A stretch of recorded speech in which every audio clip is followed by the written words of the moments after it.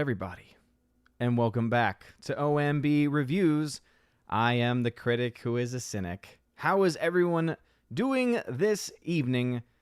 Happy and blessed Saturday to everyone, and welcome to episode 277 of the Welcome to Asgard podcast, which reminds me to shout out Toph Morris, who is still a $5 backer over on Anchor.fm, though I have fallen behind once again uploading podcast episodes. Hopefully I'll be able to get some uploaded on Sunday, tomorrow. But I was able to be at least a little bit productive today. All of the winners of the various giveaways through Patreon, Subscribestar, and Locals have had their prizes sent to them. They're in the mail, so hopefully they will arrive to you either this or next week. And there's currently a giveaway live for members at the Army of Asgard level and above over on those platforms, Locals, Subscribestar, and Patreon.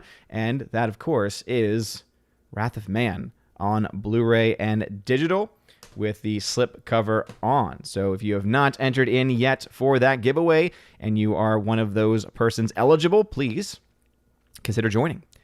And please consider entering in, because I'll be trying to pick a winner either this evening or tomorrow morning. But hello, everyone. Hope everyone is doing swimmingly well. Jonathan Marshall, shout out to you, good sir, for becoming a member on the channel just a little while ago at the Citizen of Asgardian level. So very happy to have you here with us. So tonight, as you can see, there are some people a little confused in the comments section already. And that is because of the phrase CM Punk joins AEW. This is one of the other passions of my life. As you all know, of course, I love movies. I am a huge film buff, and it is a big part of my life. But something that has actually been a part of my life for over 20 years, in fact, is professional wrestling. Interestingly enough. And I know that if you've been watching the channel for a while, you kind of already know this. You know that I've made mention of it, either because Alex McCarthy came in to make some comment about the current state of the various wrestling programs, or I just happened to mention, especially earlier on in the channel, because really over the last year and a half or so, I essentially gave up on wrestling, on professional wrestling, especially the WWE, which I had already had issues with for a very long time because their product had become so stale and repetitive and boring and just stupid, focusing more on so-called entertainment rather than actual fun performers in the ring doing the best that they can do, having some fun in the process as well. And obviously, that is something that not everyone will share a passion with, and I will give a little bit more of my story about why the big news of the day, of the weekend, of not even just the year. I think that one could argue that this might be the biggest news in a decade or over a decade that has rocked the wrestling world. And it is so awesome to see essentially wrestling be great again. And obviously that is going to trigger some people who are not just catching that reference, but more so, I think, wrestling fans who might already have thought AEW was going in that direction anyway, and that they did not really need CM Punk. However, I would disagree, and I will explain why a little later on. But let's say hello to some people in the chat.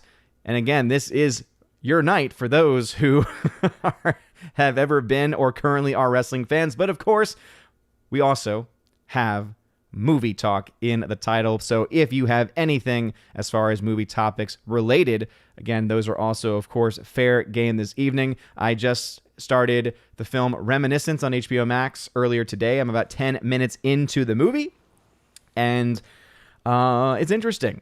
I think some of the looks of the film is pretty cool looking. The first 10 minutes visually, I'm already kind of happy with what I'm seeing, but I still need to see where the plot is really going to go. Obviously, it has some pretty great, solid actors in it, with the big one, of course, being Hugh Jackman. But still, jury out on that one. Matthew Highland, what is going on, good sir? He was here first at around 6:15 or so. And it says here, actually, was that 6:15? Let me see the time. 6:42. No, sorry, 4:42. This dude was here really early. Matthew Highland, he was here, and he says, "Hail, chat, I'm so pumped about CM Punk being back. And then he goes on to say, Free Guy was all right. I enjoyed, but sadly, I'm on my way to NYC. My friend is having a play for the first time. See you all on Tuesday. Well, hey, congratulations to your friend. I'm sad that it has to be in New York City. Sahil, what's going on? Thank you for being here. And I strongly disagree with you, good sir. I think as far as the matches are concerned on AEW, I think that it is exactly what wrestling really needs, because we have too much. We have too much of the storyline based, and not even storyline based, because AEW has tons of storylines going on right now. But, I feel like complaining about things like high spots and the use of foreign objects, I feel like, I don't know. I personally just don't get that. Like, for me, it's like, that's what I love. That's what I live for, the high spots. I live for, the really awesome, innovative moves and just death-defying feats, right? I think that having that on a regular basis is a good thing. It's better than having weeks and weeks and months and years of just crap trying to masquerade as wrestling when in reality it's just quote-unquote entertainment. So, yes, he'll disagree with you there, man. Snortapoopus, what's going on? I saw that you had said, hello, humans and other quitters. What's going on, Snortapoopus? He says, the bear is feeling exhausted and will be indulging in a nap. Well, enjoy your nap, good sir. JKDBuck76 has been a member on the channel for 5 months in a row, it says, at the Citizen of Asgardian level. Thank you very much for being here. We got Orange Hat Reviews in the chat. What's going on, good sir? We got Gonzalo Bergali in the chat. Hail to you. And Father, Christopher Miller, hail to you, Father. That's 3 members in a row. And again, if you're watching on YouTube, make sure that you smash that like button, please. It really does mean a lot. You guys are all fantastic. We are live on YouTube, Periscope, DLive, and on Odyssey as well. And remember that wherever platform and whatever platform you are on, please put @Odin at the very beginning of your comment. @Odin lets me know you're trying to get my attention, unless, of course, you are a member on the YouTube channel, because that is one of the perks of being a YouTube member. Tina B has that information right there for everyone. And yes, indeed, I fall about 20 minutes behind. I find 20. I'm all over the place. That's just kind of the thing with me. 20 minutes behind. Always. Typically. At least 10 to 15 minutes behind. But anyway, thank y'all for being here. Thirsty the Warrior in the chat. What's going on? We got Andrew Hoyle in the chat. Hail to you. Waiting for Nerdrotic. What's going on? Laura. Actually, sorry, waiting for NFT. Yeah, we were incredibly late yesterday.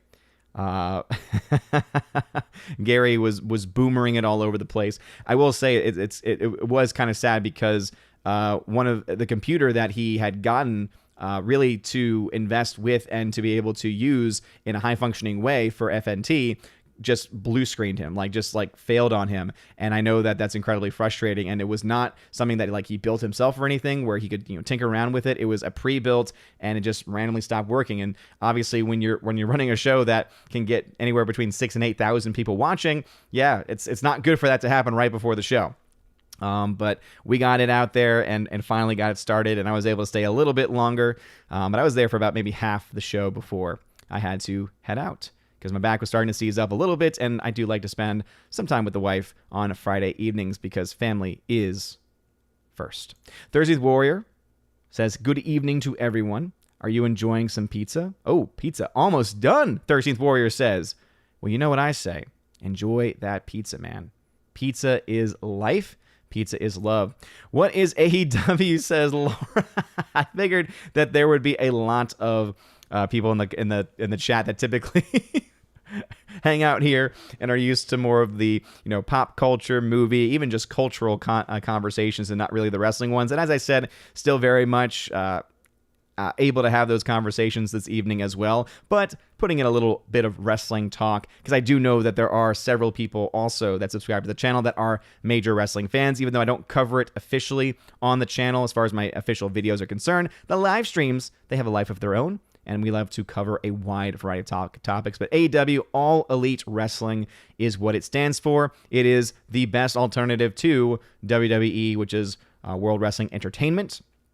And it is pretty solid. I was catching up on the last couple of weeks of Dynamite, and then catching up also on the first episode of their new show Rampage in preparation for last night, because it was one of those interesting things. I was able to watch actually this hour long or so interview they did with CM Punk and with Tony Khan, who's the owner of AEW, and they went into a little bit of the behind the scenes of their mentality. And what I thought really was cool about it was they did not have an official stance of secrecy or not one way or the other. Like their mindset was, we're not going to promote it directly. However, we're also not going to hide the fact that this is likely going to happen because Tony Khan made a good point saying, because we want it to sell out. It's one of the biggest venues that we've gotten during this time, to get 15,000 people in there. And one of the things that's going to sell tickets in Chicago especially is if you have CM Punk guaranteed to make his in-ring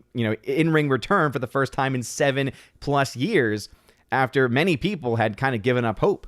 It's always been something over the last several years that has been in the back of people's minds that people have been wanting to see, but it wasn't really until last night when kind of everything, like there were grown men with tears in their eyes, and I totally get it.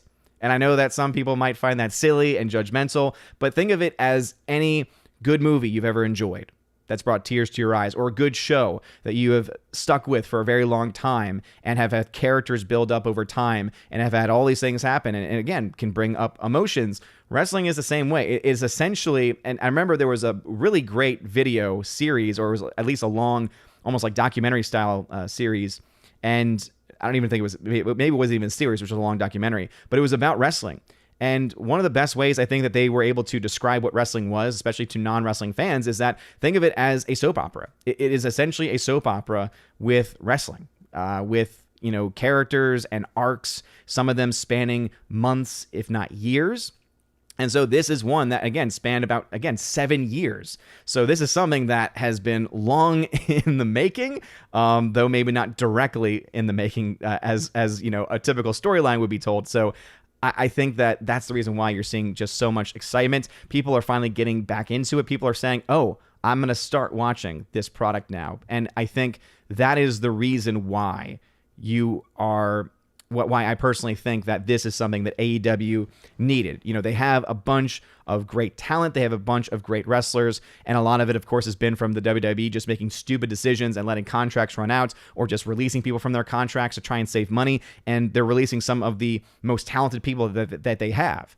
And in that process now, AEW not only has been picking up a lot of those people, he's now also been picking up and has picked up CM Punk. Again, the biggest name in professional wrestling today.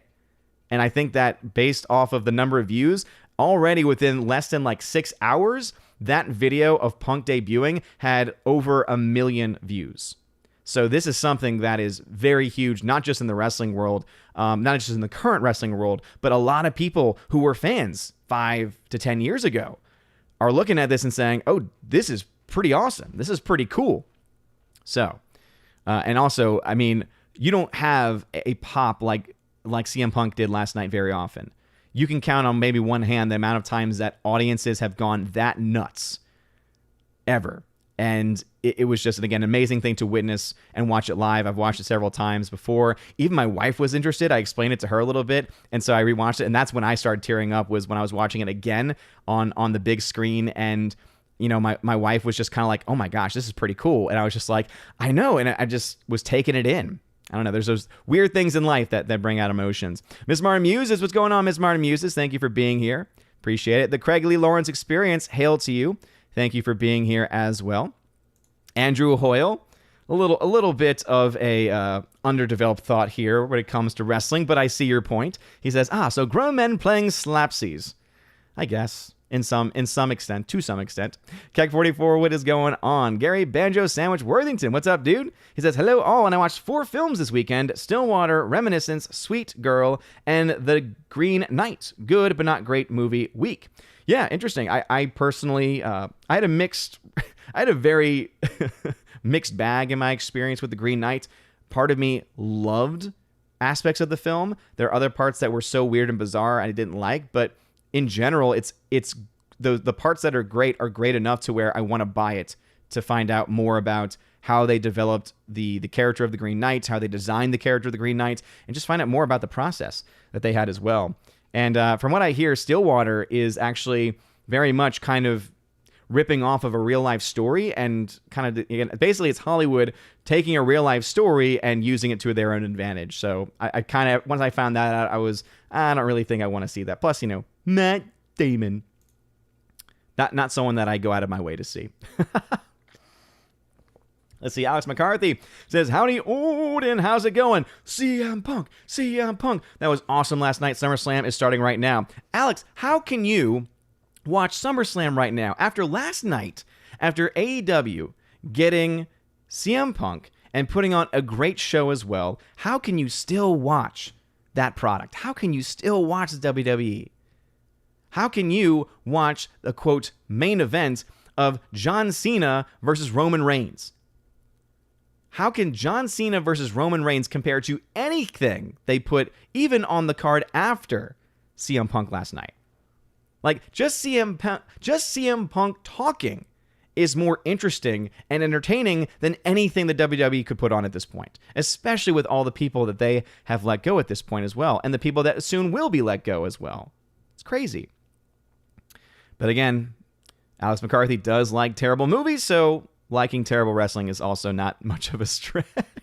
Zine Waters, what's going on? He says, have you seen the film The Court Jester? Also, howdy. No, I have not. Have not even heard of it. Is it a newer film? A later film? Let me know. And by later, I meant older. Andrew Hoyle, the Whisper, greeting at the beginning of every stream now does make me laugh. Andrew, and you know why, man. It's because even when I go in and check my my computer's audio settings, it will just randomly change the volume. And so I don't want to blow anyone's ears out. So it's like I have to be like, hello, everybody. And then I can go louder, at least on the second word there. But Evan has, what's up, dude? Thank you very much for being here. Greta Zenner, what's going on, Greta? Hail, Greta. Thank you for being here. She says, hello, Odin and everyone. Odin, hope you and the fam are doing well. We are doing quite well. I just finished my second full week of school, which is just crazy to think. We're already 2 weeks in. Crazy to think. Truly crazy to think. Let's see. Joey Horn, what's going on, dude? He is one of my new Patreon supporters. So again, thank you very much for your support, good sir. And if you entered in, because I know you did, on the giveaway for members with the Patreon Subscribe Star locals, and then Keeper of the Bifrost level on YouTube and above, I will heart your comment, and that will mean that you've entered in officially. So I got yours. Thank you. Alrighty, let us see. Gonzalo Bergali. Tagna said he finally got his ice cream bars. Yeah, dude. So one of the things that CM Punk did last night was he bought everyone. So again, 15,000 people or so in the arena, and he bought every single one of them an ice cream cone, an ice cream bar. That's awesome. That's so cool. And you bet I got myself a t-shirt too, man. Because if there's one wrestler where I've bought several t-shirts for them over the years, it's CM Punk. And I still have the first t-shirt I ever got. And it's a t-shirt, I'm so sad, just isn't really available anymore. I think you can find some versions of it on eBay and other sites like it. But it was a WWE, it was when he was still in the WWE, and it was like a gray-based shirt with white and red letters on it. And it was just awesome. It was just a really cool shirt, and I wore it so much. It's got holes and rips in it, but it's just, I wore that thing literally to tatters. But it was great. Let's see. Gary Banjo Sandwich says, Heel's new wrestling show is Poor Glow is a better wrestling show. Yeah, I mean, I know that he's involved in the show Heels, which is a Stars program, I believe. Yeah, I mean, I typically am not really drawn to... It's interesting. I'm more drawn to the live-action soap opera than the dramatized version with actual actors in it, you know? So, yeah, I mean, I never really had much interest in that show in the first place, and so now that he is officially into wrestling again and is officially a part of the AEW roster, I don't have to worry about having to watch that show to get my CM Punk fix. All right, let's see. Andrew Hoyle, a member, says, sweaty men in their undies groping each other, whatever floats your boat, I suppose. Again, that's such a gross underestimate of what is actually going on in these shows. Again, that's why you need to watch AEW, because there's so many more levels to it than that. As McCarthy says, I haven't gave up on WWE, but you're about it. AEW has that Attitude Era spirit. It does. It's got that WCW and Attitude Era WWF spirit to it. It's got a great combination of the two. And what's really cool is that even though they've got older wrestlers in their company, people like Sting and others, it's not being done in the same way that the WCW did. Like WCW kind of fell off the rails because they were focusing just on their older, aging, established talent and not really working on new talent and growing that. AEW doesn't do that. AEW has so much awesome, established young talent and also has older talent as well. And I think that the combination of the two and the way that it's presented works very well. Like, it just works so incredibly well together. By the way, I'm so excited to read comments from Tina tonight because I can only imagine what she's thinking about these conversations. Speaking of that, Tina says, so Hulk Hogan isn't wrestling anymore. What about The Undertaker? You joke. Undertaker has been wrestling, though, up until, what, was it last year? Was one of his, I think officially his final match was last year or something. So you joke, but Undertaker only just stopped wrestling. Now, he was at one event a year for a while, but yeah, he was wrestling up until like the last year and a half, which is just, again, kind of amazing when you think about it. And Hogan will show up every now and then, but yeah, he's pretty much done as far as his in-ring stuff is concerned. Thirsty Warrior, make wrestling great again? NWGA? Yeah, pretty much, man. Pretty much. Orange Eye Reviews, the member says, Owen lost interest back in the 90s, shortly after the ladies McMahon handed their shares to Steve Austin. Never looked back since. Dude, I'd recommend checking out AEW. I'm not going to lie, dude. It is a pretty solid product. Now, I will say that there are a couple of things that I do have issues with when it comes to some of their choices. For instance, they do have a biological man wrestling in the women's division. I have an issue with that. I have a problem with that. They, just like any other major corporation, they typically go along with a lot of the other things. But the thing that I like about AEW, though, is that even though as a company they do a lot of that stuff, they do allow for their individual wrestlers to be their own persons. And that's something that I think is incredibly special. Because if you look over to the WWE, it's very corporate. It's like you're either in line with everything or you're not. And I remember that when one of the wrestlers, was almost, it was like they were outed or discovered to be a supporter of a certain of a certain presidential candidate. Like all of a sudden their name just was slowly written off television. So I can't say the same thing has really been the case when it comes to AEW at this point. Fair Sci-Fi says, I haven't watched wrestling since I was a kid, and it was the WWF. Hogan, Macho Man, Andre, Undertaker, classic. Oh, dude, I love the classics. Absolutely. No, classic, old school, 90s especially, because that's what I grew up with. Again, I've been watching wrestling for over 20 years. I've been watching wrestling since I was around 10 years old, if not even younger than that. And yeah, I mean, I guess I'll try and catch up and give just my own thoughts about why this is such an important moment, at least for me.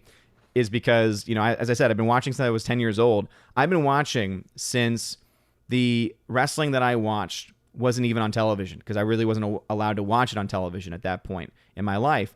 But I was able to watch enough to be able to find some enjoyment in it. And over time, eventually, my older brother was into it as well. And so we were able to watch WCW together. I grew up watching WCW. I had not grown up watching the WWF because it was kind of the up-and-coming one. WCW was the one that was established, right? It was a Turner product, and it was a huge deal.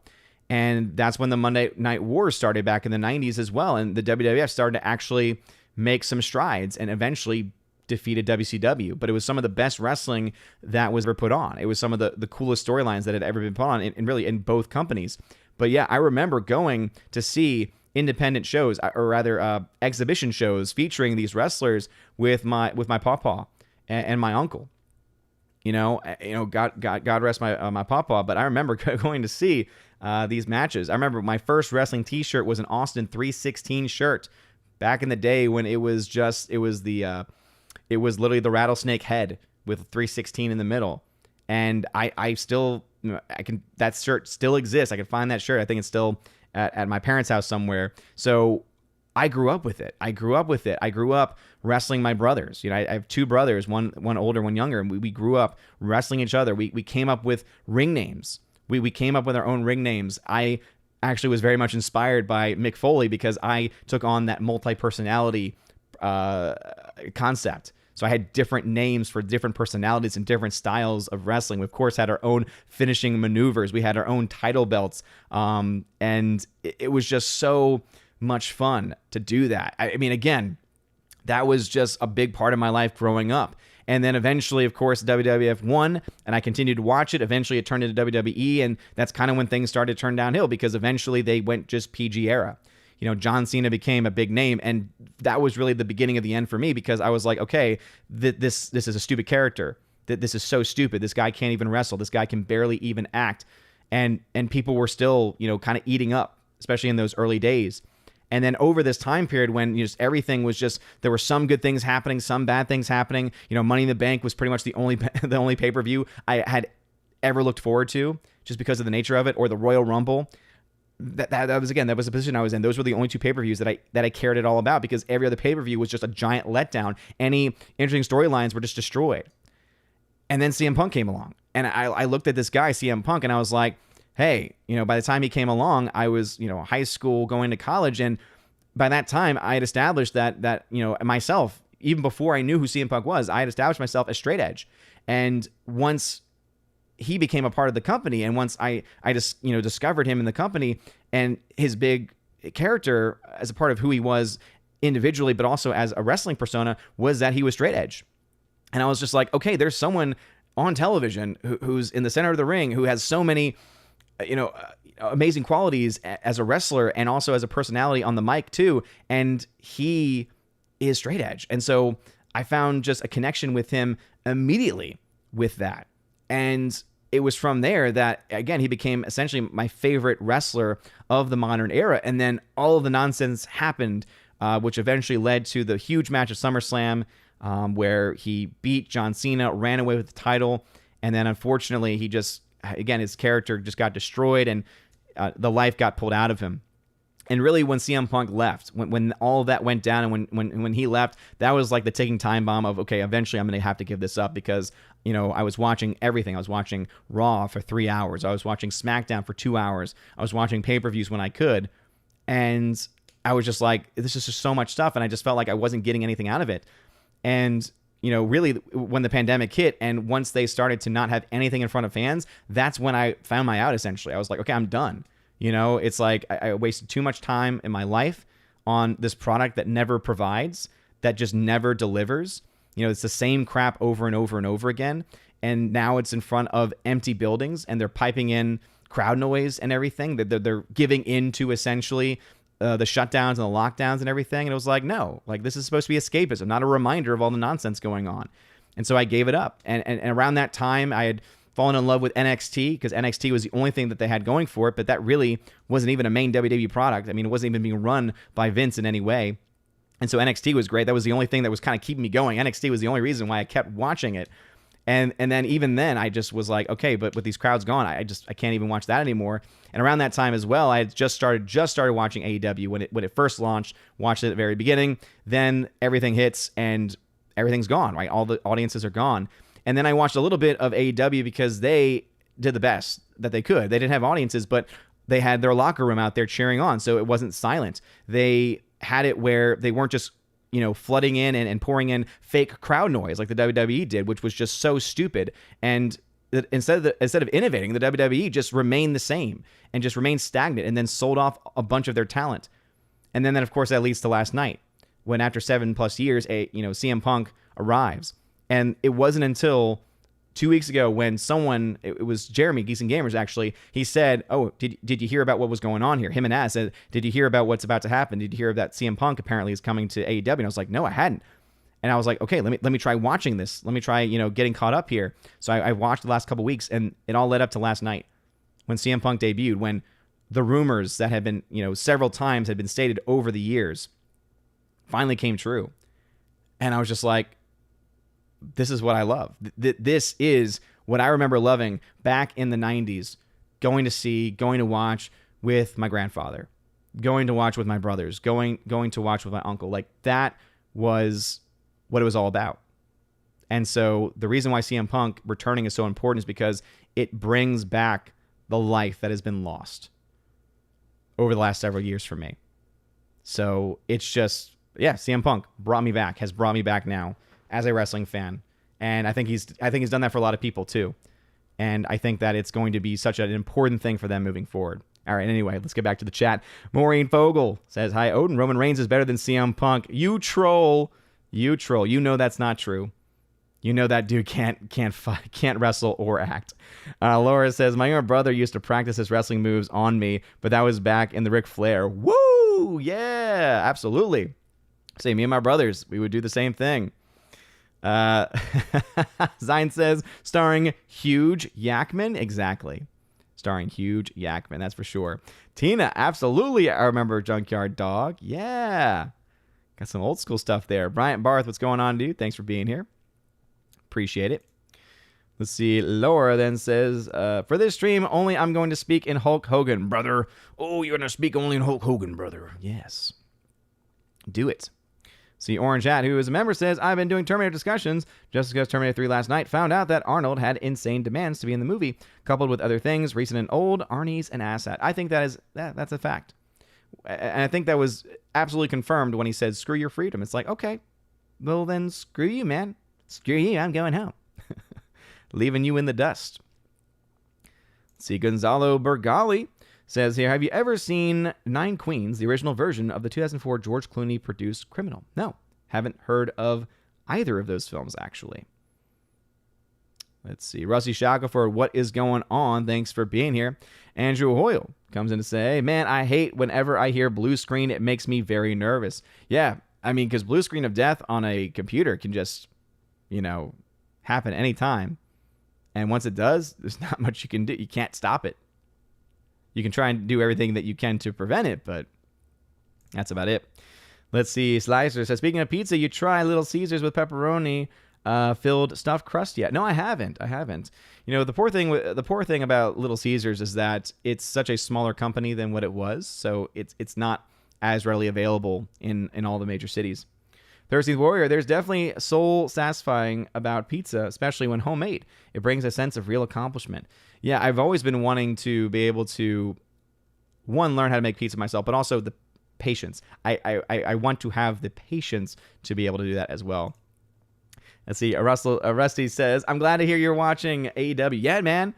Again, I was catching on the last couple of weeks, and obviously I've missed a lot because I just kind of wrote off wrestling altogether, even though I knew AEW was putting out a good product. Some of the things that they did just bothered me. Again, having a biological male in their women's division, that is a big problem for me. But having CM Punk in the business and now seeing so many other names that have joined since I stopped watching, I'm like, there's enough here for me to kind of move past. For now, at the very least. Because obviously I still think it's a problem. I really have an issue with it. But again, I think that if the rest of the product is going to be solid, then I can easily skip those segments. Oh, man. Yeah, seriously. Wrestling is what it's supposed to be, not so-called entertainment. Brian Barr, thoughts on Schindler's List? Do you think that was Spielberg's peak? Again, Spielberg's peak is kind of a weird thing because he's made a lot of really good films. I mean, because when you think of a career peak, you think, okay, you reach this high point and then it's all downhill from here. But I really wouldn't say that. I really wouldn't say that. But yeah, I mean, Schindler's List is a good film. It's a solid movie. I wouldn't say necessarily that it was his peak, though. Games Repository, what's going on? Good, sir. Thank you for being here. Appreciate it. Let's see. Jared H., what is going on, dude? Thanks for being here. Evan S., tag to say, South Park wrestling episode is how I got into is how I got to understand wrestling. Oh, yeah, seriously. That episode is so great. That is a solid episode when they get a wrestling teacher and the kids think that it's going to be, professional wrestling, WWF style. And it's not. It's the traditional Greco-Roman style. And so all of them are like, what the heck are you doing? Why are you grabbing? It's just, oh man, it's such a great episode. If you've never seen it before, I highly recommend it. Let's see. Dion over on Odyssey. What is going on? Dion, he says, listening while working on my cars here with Car Mechanic Simulator 2021. Cheers. Cheers to you, Dion. So does that mean, have you given up then on the flight simulator? Dion, thank you for stopping by, man. By the way, 2 people randomly dropping the dislike button over on Odyssey? Okay. Glad that you have made it in life. Glad that you have done everything that you set yourself out for in life. Anyway, make sure they all smash that like button. I know that Drunk 3PO is having a massive stream. I want to say it's his birthday either today or soon. So happy birthday to Drunk 3PO. Shout out to you, good sir. Super Anime Gamer, what's going on? Says, hey, what is up, my dude? Sorry, I'm a little late. It's okay. Laura then says, have you seen The Wrestler with Mickey Rourke? Yes, absolutely. I love that movie. It really is a well-done film. And Mickey Rourke gives one of the best performances. And also, it might be one of the best wrestling films made, too. Because it really shows you behind the scenes, not of the main, big budget, big industry wrestling. It shows you the indie scenes. It shows you what life is like on the independent scene for wrestling. And I really appreciated that they actually did have real wrestlers in there. I know that, he goes by many names, but Ron the Truth Killings was in that movie, and it was just so much fun to see him in there. And yeah, I love the film because it was, I think, very true to the what independent wrestling is like. And also it just has some really great, solid performances in it too. And a pretty compelling story, I would add on top of that as well. Johnny GTO, what is going on? Thank you very much for being here. Slasha Neon's tag to say, so what you're saying is that you are a CM pumped for wrestling again. Yes, that was very, very clever of you. I would give you a cookie, but I can't. Andrew Hoyle says, isn't Stillwater ripping off Amanda Knox's story? Yeah, it is. Absolutely, Andrew Hoyle. And that I had forgotten the name of the original account in the original story. But yeah, that's exactly what it does. And I think I think that they've already spoken out against it, saying that it is kind of going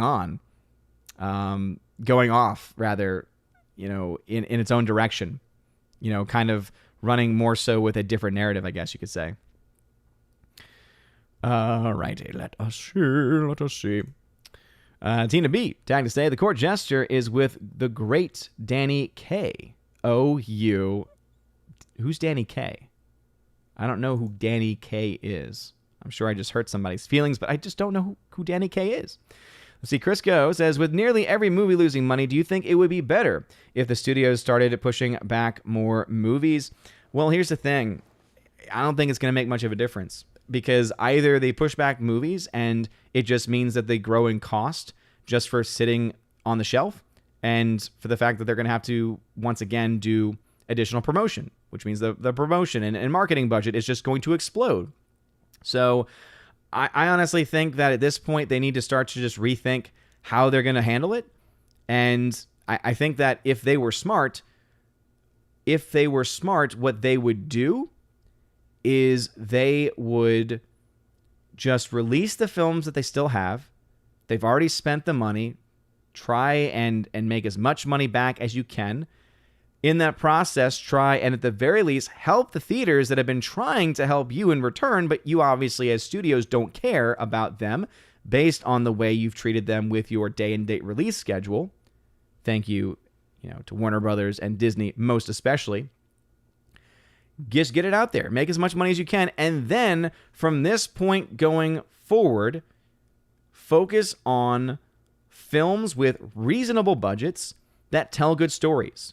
Instead of having $200+ million spent on a film that you put into the hands of a green, independent scene director who has only a few titles to their name, almost essentially guaranteeing that the film is not going to be up to the standard, because even though they might be great in the independent scene, if you give someone $200+ million and give them then their first big budget film with very little experience in the industry, because independent filmmaking is not the same or even close to the same as a big budget Hollywood style film. So it's almost guaranteeing and teeing them up for failure in some way, in some capacity.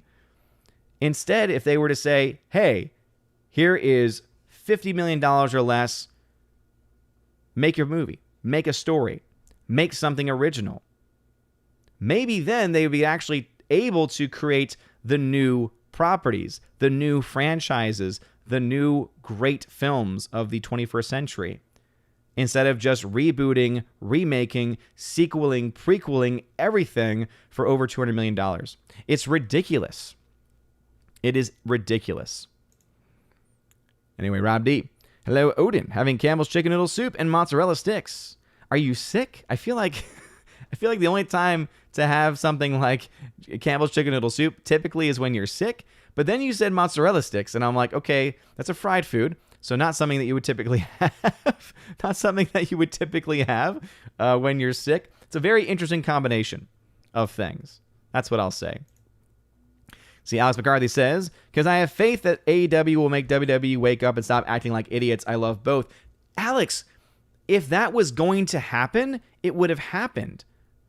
But notice what's happened since AEW's came onto the scene. The WWE's gotten worse. They've gotten rid of almost all of their incredibly talented talent. When you let names like Daniel Bryan and Bray Wyatt go amongst a plethora of others, I'm sorry, like, that shows that they have no idea what they're doing, no idea what they're talking about, no idea what they're planning, and that there is very little chance. The only way that anything will change, and I hate to say it this way, is when someone else takes over the company. And that's likely not going to happen until Vince McMahon passes on, which I don't hope or wish on anyone. But I think that's the only time that anything is ever going to change. It's clear that Vince does not want to innovate. It's clear that if it's not Vince, then at least the board of directors doesn't want to innovate either. They'd rather save money by giving up some of the best talent that they have. AEW, in the meanwhile, is picking up everybody and now has one of the biggest acquisitions, again, in history by picking up CM Punk. And going into it again, the reason why CM Punk is so huge for AEW is because this is what AEW needed. Because now you've brought not just your fellow AEW fans or some that are, some currently disenfranchised WWE fans, you've now woken up people that have given up on wrestling for the past 7 to 10 years, if not more. People who gave up on wrestling years ago, they are now saying, wait a minute, what's going on? Wait a minute, what's this guy's story? Wait a minute. Let me see that pop again? Wow, I forgot how fun this is. Wow, I forgot that this can be entertaining and also can have good wrestling. I forgot that was a thing. So AEW is going to do nothing but grow from this point on. And AEW needed a big star. And not just a big star, they needed something cataclysmic in the wrestling industry. And if you were to ask anyone, what is the biggest thing that could happen to any wrestling company that's going up against the WWE, it would be CM Punk coming out and joining them. There's nothing bigger. I can't think of a single other person in the wrestling industry who is either active in another company or retired, who them coming back would have even anything similar to what's going on. You have, again, CM Punk coming back last night, 20-plus minute introduction, which was phenomenal. And then what's the WWE have? Oh, you want to see John Cena? You want to see John Cena versus Roman Reigns? Diametrically opposed. Vastly different. Anyway. Yeah, free ice cream. Gave away free ice cream. And here's the other thing, too. Their website, AEW's shop website, was down from the start of the show last night all the way till 5 this morning when I randomly woke up to check and see if it was back up, and it wasn't. It wasn't until like this morning, early afternoon, that the website finally got back up and running. I can only imagine how many people have bought that specific shirt since this time. Again, just CM Punk appearing for the first time in 7 years made them boatloads of money. And he hasn't even done anything yet. He just showed up. That shows you the power of this. Him just showing up did all that. Evan S. says, I fell asleep to Steve Reeves, The Giant Marathon 1959, the other day. Interesting. Never seen those. Zion Waters says The Court Jesters from 1956 and stars Danny Kaye. The movie is practically made around his comedy style. Glynis Johns, Angela Lansbury, and Basil Rathbone, very funny. And again, I am not an expert on the older classic films as far as actors are concerned. I'm not, unless they were some of the big stars. I typically don't do well in knowing those names. So again, I'm sorry that I probably ticked off Tina and others who are like, how do you not know who this person is? Again, it's just because that's just not my forte. Rusty tagged to say Daniel Bryan is probably going to show up next into AEW. Bray Wyatt apparently too. Yeah, I think Daniel Bryan is going to be the next person to show up, and yeah, I think Bray Wyatt's up there too. Now, I think there's some rumors that the Bray Wyatt release may be a part of a storyline. I don't really know how much credence there is to that. I just, again, saw that in passing as a story.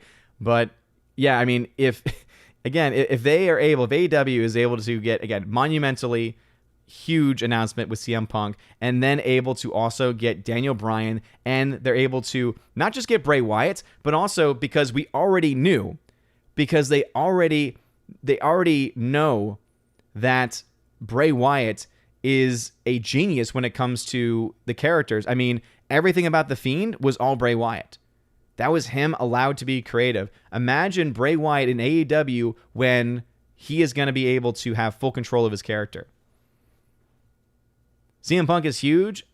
I think that you could have an awesome feud with Bray Wyatt, and he would do some insane things to bring some more eyeballs to the screen as well, especially if he goes in that horror direction that he was doing so well in before. Mr. Roy, what is going on? Good, sir. Thank you again for being here and for stopping by. And for everyone who's here, again, smash that like button. Please share this video if you're enjoying the conversation. And again, if you're not one for wrestling talk, I understand, but that's why it is also open for our typical movie talk as well. Let's see. Andrew Hoyle says, so your brothers are V or they? I don't quite get that reference. Left Cross, what's going on? Thank you for being here. Zion Waters says, my late cousin loved WWE or whichever, I forget. When we were kids back in the late 80s, early 90s, we even have playing cards with their pictures. Yeah, oh, absolutely. Back then, it was the WWF. Today, it's the modern WWE. Yeah, I mean, Attitude Era was phenomenal. It was fantastic. That's when you had Stone Cold Steve Austin. You had The Rock. You had Undertaker, arguably in his prime, especially creatively. Even the American Badass days were fantastic because it was just fun and entertaining and great soundtrack. Back when wrestling was fun. That's why AEW is so great, because it reminds you that wrestling can be fun. Forever Sci-Fi wrestlers, 80s wrestlers made better movies. Andre and Princess Bride and Piper in They Live beat anything Cena and The Rock have done. I wholeheartedly agree. Princess Bride, all-time classic. And Piper in They Live, absolutely, They Live. Again, film that I only really saw recently for the first time in just a couple years. The last couple years was the first time I saw it. And yeah, absolutely. Solid movie. And Cena, I mean, Cena hasn't done anything good. And then The Rock, I would say, has done some things that have been entertaining. But again, I would much rather watch Princess Bride or They Live than a lot of what The Rock has come out with. See, Rob D. tagged to say, pick up any Blu-rays lately? I picked up Batman Long Halloween Part 2 and Hitman Wife's Bodyguard. So actually, I was sent this, and I still need to watch it. So I just the other day was able to finish the Hitman's Bodyguard, and it was okay. It was fine. I might do a review on the channel for it. I'm still not quite sure. It's kind of like a B- C+ movie for me, though, because the story is okay, but there's some really, really bad CGI in that. I mean, at the very end especially, it's like cringe level green screen. And it's just, it's awful. But it's a fun film. I think that Ryan Reynolds and Samuel L. Jackson especially have really great chemistry with each other. But they actually sent me, the Lionsgate sent me a copy to review. So the Hitman Wife's Bodyguard on 4K. It is currently available. It just went on sale this past Tuesday. So I do want to be able to catch up on this as well. And that's why I had to watch the first one so that I could watch this and review it as well.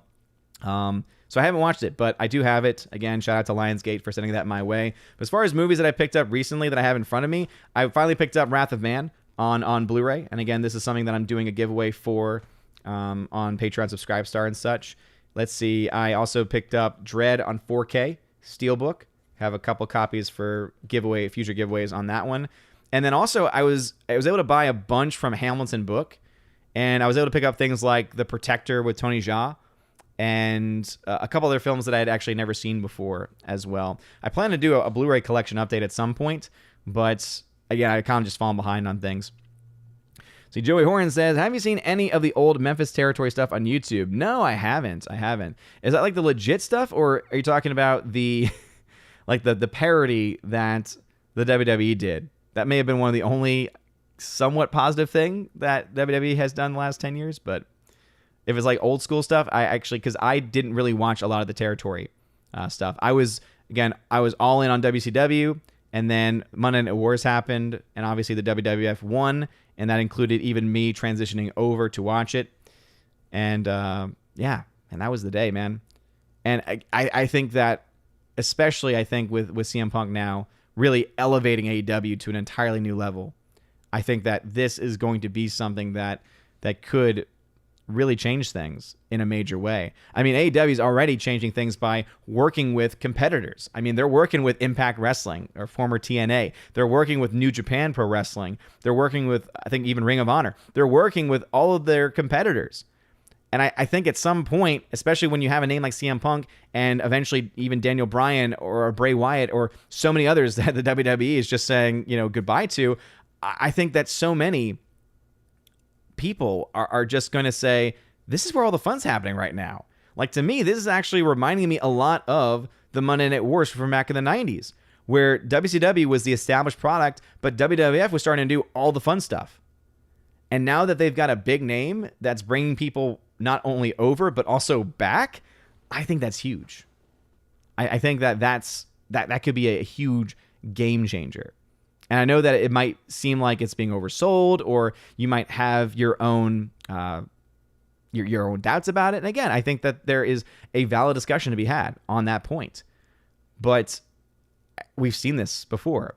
If you would have told people back in the 90s that WWF was going to beat WCW, they would have said, you're ridiculous.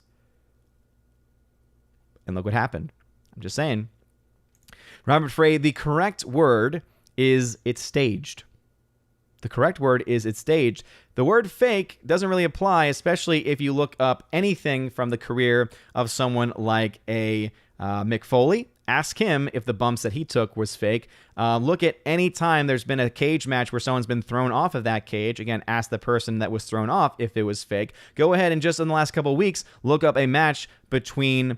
or rather, a match featuring Chris Jericho, where it was essentially a death match style, where you had literally light bulbs being broken over. I forget what they're called. The long tubular light bulbs smashed over his head, cut his head open. Ask him if it was quote unquote fake. Again, we could talk about it being staged. We can talk about it being staged and it being planned, and that is, of course, incredibly true. And guess what? So is all television. So are all movies. And yet, I don't hear people complaining about movies being, quote, staged, or TV being staged. It's just like that. It's just like that.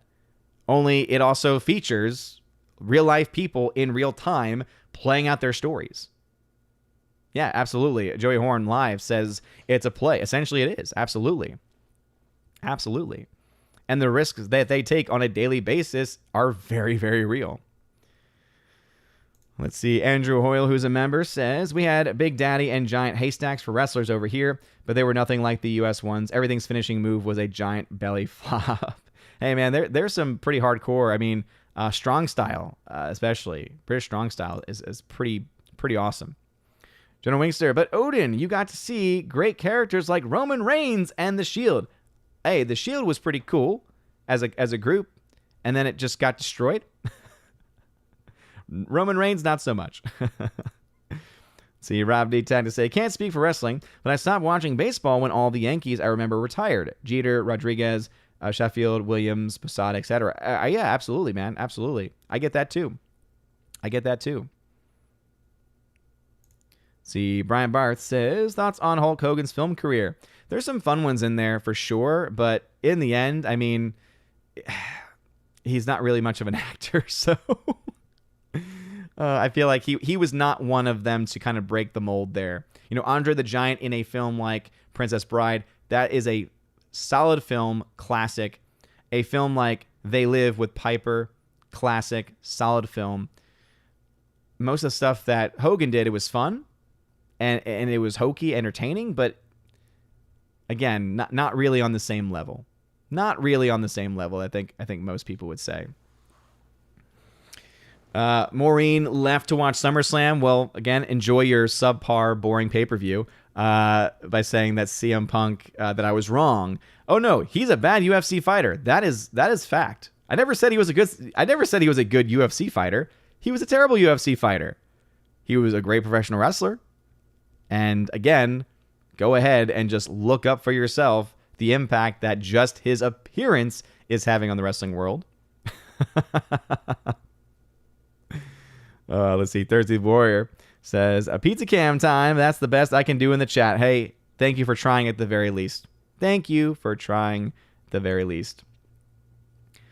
Let's see. Dion is alone in the chat. Yeah, this is your chat, Dion, over on Odyssey. You are owning that chat. A couple of people apparently showed up just to be able to drop some dislikes over there, but hey, it's clobbering time. Absolutely. Yeah, and that's the other thing that's great about CM Punk is that he's a nerd. He's a comic fan. He yells when he comes to the ring. It's clobbering time. There's just so much to like about the dude. He's not perfect. He's not a perfect human because no one is, but damn entertaining in wrestling. Let's see. Laura says, I worked in a pizza place, but I've never tried to make pizza at home. Pizza restaurants are fun places to work, by the way. I could see that. I could totally see that.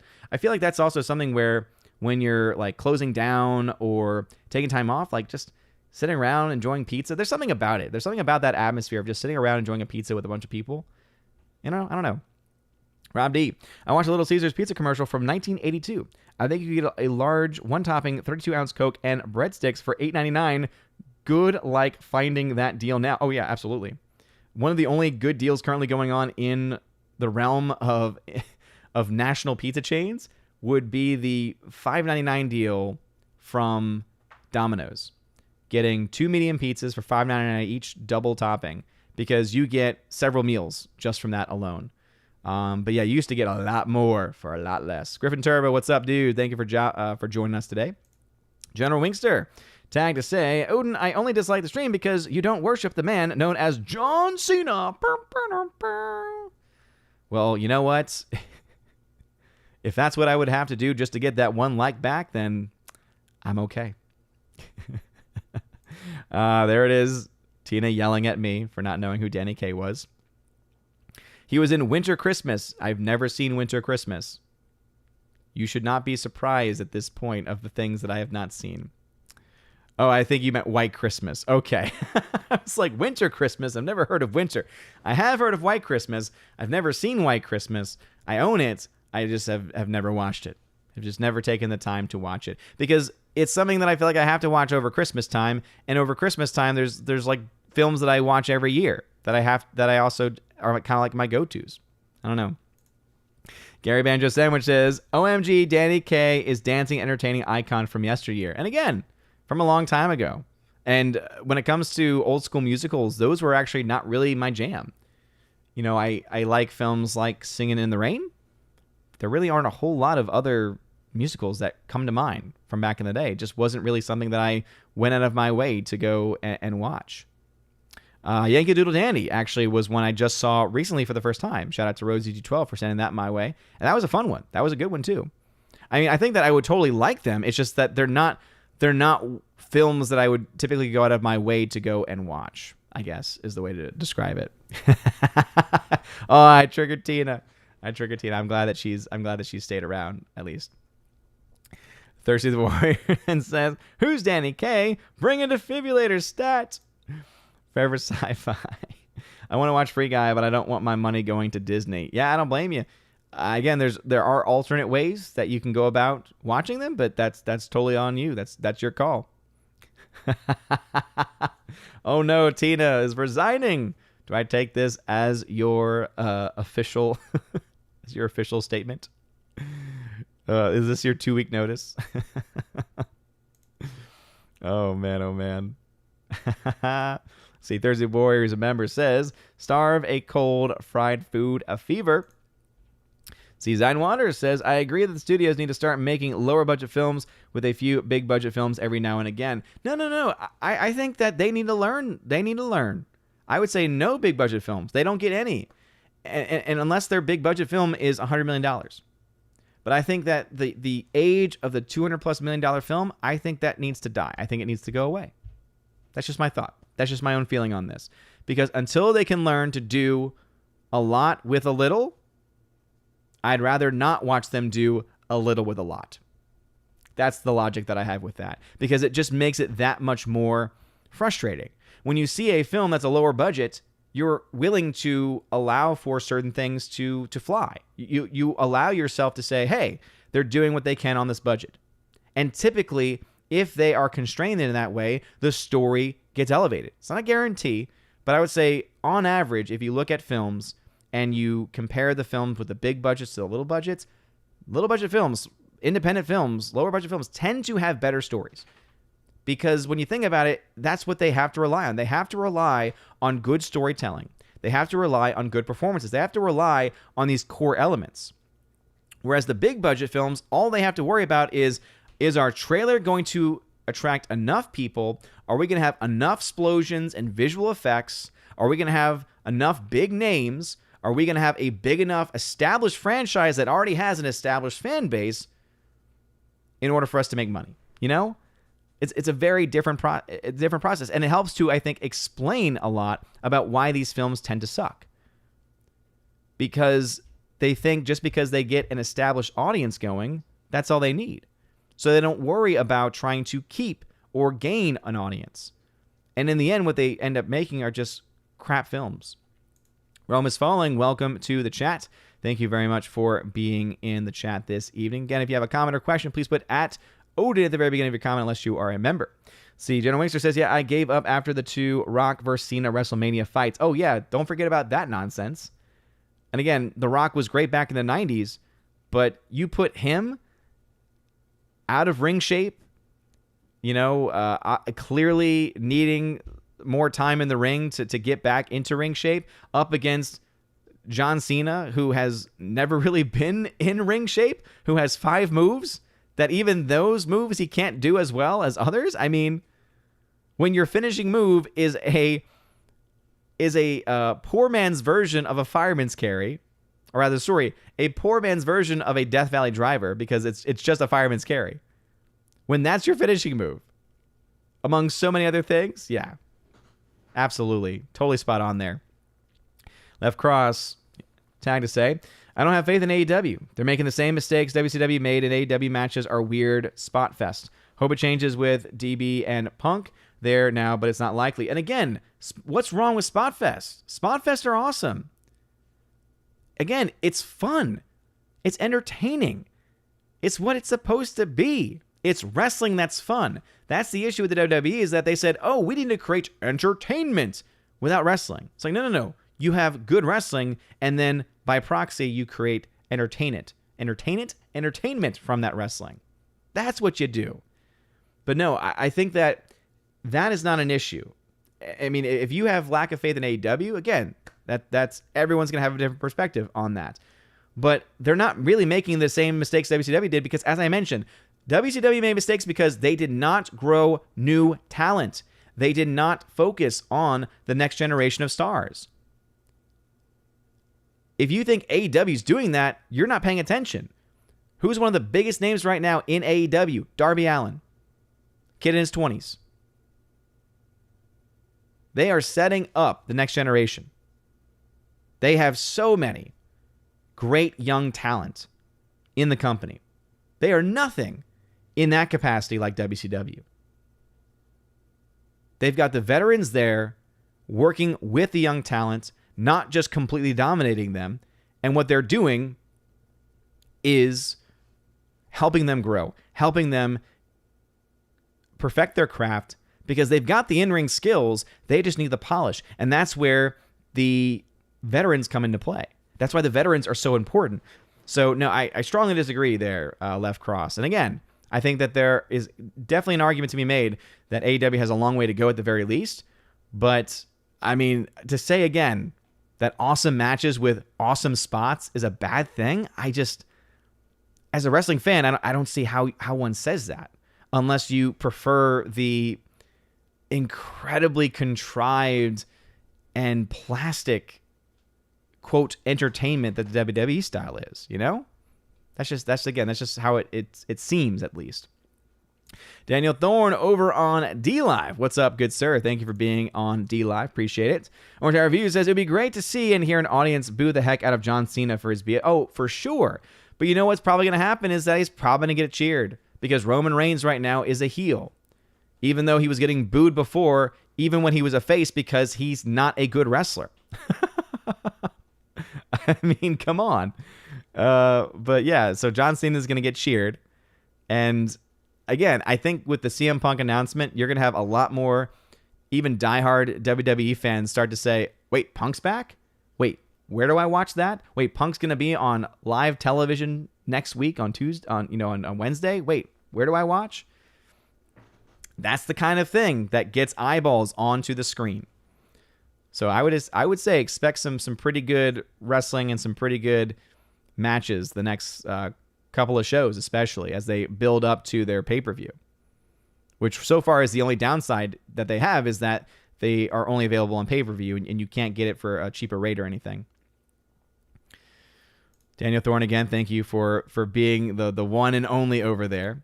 See, Andrew Hoyle says, Basil Rathbone, the definitive Sherlock Holmes. Again, sorry. Daniel Thorne tagged to say, how much do you think jab mandates in NYC, Los Angeles, San Fran will affect the box office?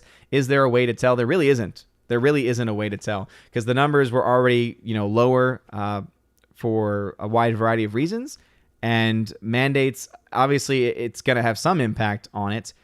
But the issue with it is this. The numbers that we have so far say that the vast majority of movie-going public, have either been vaccinated or don't have an immense problem with it. So even then, you're talking about maybe 20%. And then this is obviously based off of polls, and we all know that polls can be skewed any which way. But I think that when you talk about general movie-going audiences, that makes sense to me. That does make sense to me, especially when you remember that most people just get their news from mainstream media, and that's all that they know. So they don't know of alternatives. They don't know of more to the story. They don't know anything of that nature, and so for them to just kind of go along, right? Just to go along, to get along kind of mentality in a majority setting, I think that it makes total sense. So I honestly think that those numbers from that poll are accurate. Again, that the vast majority of movie-going audiences are already vaccinated or don't have really issues with it in the first place. So again, you're still talking about, again, a 20% impact on a major city. So it's going to have some impact, not going to be as much, I think, as some people might think, because of just general movie-going populaces not being really well researched on these various issues. Hound 3000, what's going on? Thanks for being here. Daniel Thorne says, what wrestler's finishing move would you like to experience? That's a weird question. I mean, I think it'd be cool just to, go through that process at all. I like to be in the ring. Obviously, since he's kind of the man of the decade at this point, it'd be really cool to be in the ring with CM Punk. However, I don't know if I would want a GTS to the face. His finishing move is called a go to sleep, and what it does is he puts you on your shoulders, he puts you on his shoulders, he then pushes you up in the air and then knees you in the face. And the reason why I wouldn't want to experience that is because, having not been trained, there's a good chance of that knee going straight into my nose, causing a bleed or causing concussion, that kind of thing. So you would have, I guess, for safety reasons, the only move that I could say I could guarantee I would be totally fine after receiving would be the AA from John Cena, the attitude adjustment, because it's just a glorified fireman's carry. So I'm not that afraid of it. So I guess that would be the one I'd be less afraid to get. But if I had to be with the ring with someone, I would love to, I'd love to be in the ring with someone like a CM Punk. Andrew Hoyle says, V and Vey are the brothers of Odin. You were talking about your brothers earlier. Ah, okay. Okay. Yeah, it's so funny because there have been people before who are like diehard Norse mythologists, and they come into my stream, right, and they see his movie blog and Odin and everything, and they think that, oh, I must be an expert, or I must be a believer, and therefore I know everything about it. It's like, I don't actually. Again, Odin was a name I was given in high school. It was a nickname I was given in high school, and I decided to pick up and use it once I started doing some movie reviews. Joey Horn, when his comment about the old school division, or not division, what's the word I was looking for? Territorial wrestling. It was legit stuff. Nice. Very cool. Very, very cool. That's a pretty cool thing. Fair Sci-Fi says, I sent you a Blu-ray to your P.O. box. I'll ask Father Christopher for forgiveness for using Amazon. Well, Forever Sci-Fi, thank you very much for doing that, man. Yeah, I haven't gone to the P.O. box this week. With school starting up, it just becomes that much more difficult to do those kinds of stops. So I'm gonna try and get over to it. I was able to get one of the films sent to me, and I've already talked about that one in a previous stream. But I do also have the slips of packages that have been sent, and I'm sure I have other slips now in there too. So, all right, let's see. Daniel Thorne says, hugs for Tina. Aww. There's some love being sent from D Live. Let's see. Daniel Thorne says, people have gotten upset about reality TV being fake or orchestrated. Yeah, seriously. Oh, man. But it's like, it's not trying to be anything else. All right. Again, yeah, thank y'all again for the likes. Smash that like button, please. Small crew this evening. Again, lots of people streaming, and probably not a topic that a lot of people have much interest in, that typically watch my channel at the very least. So thank y'all for being here and for being a part of the experience. Is everyone, I assume, just heading over and just checking out and watching the birthday stream of Drunk 3PO? He's got 253 people watching him right now. It's the only person I'm subscribed to that's live streaming. Shout out to Drunk 3PO, though. Good dude. He's a good dude. He always streams at this time anyway. Let's see. Thursday the Warrior says, my first job was at Pizza Hut. I worked there all during high school. We invented stuffed crust pizza while making our own creations. Oh, nice. Yeah, that's the other thing, too, is like you get to play around with stuff. That's why I loved working at AMC for the years that I did. When I got to work in the stand, there was a position there called cafe, and you were just in charge of making coffee orders and anything like that. We actually also offered like milkshakes and stuff. And it was great because it was not something that typically was bought. And so we got to play around with that stuff. So every single day I was in cafe or even just working in general, I got just to go in there and play around with stuff. And because I was testing out a product and testing out a new product, it was free. So, oh yeah, I made me some so unhealthy, but it was essentially a chocolate milkshake with like a few different shots of espresso. And it was delicious. Delicious. Kept me on my toes at the job. It was great. Alice McCarthy says, even I've seen White Christmas. It's pretty good. Well, I'm glad that you like that film, Alex. Appreciate it. It is old school. Sing in the Rain absolutely is old school. That's for sure. Dead Punk Gage, welcome to the chat. Yuan Cena, exactly. John Zena, another way of saying it for sure. Keely Chow, thank you for being in the chat. Appreciate it. Daniel Thorne, thanks for sending love to the pups. I appreciate that. In fact, let's see. They're both in here tonight. One is sleeping next to me. I think the other is hidden at the moment. Let me see if I can get my puppet cam up and running. It's the same cam as the it's the same cam as the pizza cam, but only this one I use to show the puppies. There we go. Look at that. I haven't done pizza cam in a long time. There we go. Or sorry, not pizza cam, puppy cam in a long time. So let me get that and then do this. There we go. So as you can see, she's sleeping. She's exhausted. She's had a very, very long day. But yeah, that's little Willow. She's being a good girl. And then River is behind me sleeping, but she's behind a chair, so I wouldn't be able to get a very good image. But anyway, there you go. There's a little Willow. I'll keep that going for a little bit while I catch up with the chat. That way you can enjoy her glory. Let's see. Joey Horn says here, put Holiday Inn above White Christmas on that Christmas movie list. Fred Astaire is a master in that film. Nice. Thanks for the recommendation. There are a ton of Christmas movies I need to watch, but every Christmas I find myself always watching It's a Wonderful Life. It's again my go-to Christmas movie. The new number 2, Dean Heiss, what is going on? Says here, hey, Odin, just getting here, spending time with mom. I've been a busy couple of months so far. As Saturdays go. Well, thank you for being here, Dean Heiss. Appreciate it, man. Let's see, Rob D. There's been quite a few modern, low-budget movies I've enjoyed, like Starship Troopers 2, Vehicle 19, etc. They're not great movies, but they're acceptable for their budget.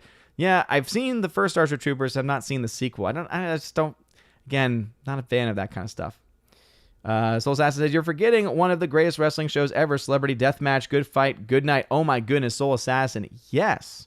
All right, so anyway, there's Willow. She was being a good girl. She's being good. Okay, there you go. So I don't have pizza tonight, but hey, I do have the puppy cam at the very least.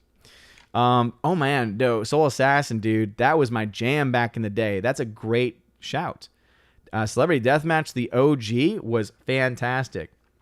Some hilarious matches. Also, having a clay version of Stone Cold Steve Austin in there with his time machine. That was my jam back in the day. Love me some Celebrity Deathmatch. That's some good stuff, man. Evan S. says, list of good musicals, Hit the Deck, On the Town, Seven Brides for Seven Brothers, Anchors Away, Skirts Ahoy, Easter Parade, and Ziegfeld Follies are just to name a few. I've seen On the Town from that list. On the Town's pretty fun. Again, just not a genre that I've ever really dove a whole lot into. Daniel Thorne tagged to say, why do you have so few cookies compared to Stephanie B and Tina B? Well, the reason why is because the @Odin mod that I have has only been around for a little while, whereas Tina and Steph have been around for years at this point, and they are always here. By the way, shout out to Stephanie B. Again, much love to you, but huge shout out to Tina B for keeping the fort down tonight, rocking the mod. Thank you, Tina, for being here. But again, shout out also to Stephanie B. Enjoy your evening. All right, let us see. Joey Holmes says, I never liked Cena as a character. Vince pushed him pretty hard on us fans. Absolutely. You know, he had that one match against Kurt Angle, and then all of a sudden he became Thugonomics, and it was so stupid.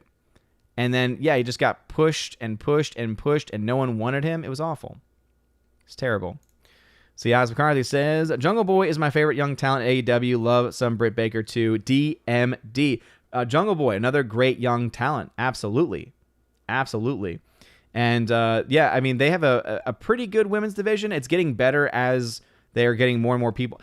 The way in which CM Punk, when CM Punk debuted in AEW last night, he did mention kind of like this plural of we coming over, and he said we'd get back to it, and he never did in the speech he gave. I have a feeling that you could potentially, and it'd be cool to see, his wife actually appear in the company. That would be, I think, another really cool thing for them to be able to really help the women's division. Not to say that she had the same effect on the roster of the women's division as CM Punk did, for instance, but I think that she is a solid women's wrestler. I think that she's able to add a lot to it. She's, again, I think a safe worker as well from what I can remember from her career. And I think it'd be really cool just to have her also be brought into the discussion as well. Yeah, good shouts there for sure. Alrighty then, let us see. Dean Heiss, what's up, dude? He's hanging out now over on D-Live. Daniel Thorne isn't alone on D-Live anymore. JKD76, what's up, dude? Good evening, all. Rathbone was awesome and could fence. Oh, nice. See, Left Cross says, I think Spotfest are bad because it's bad storytelling.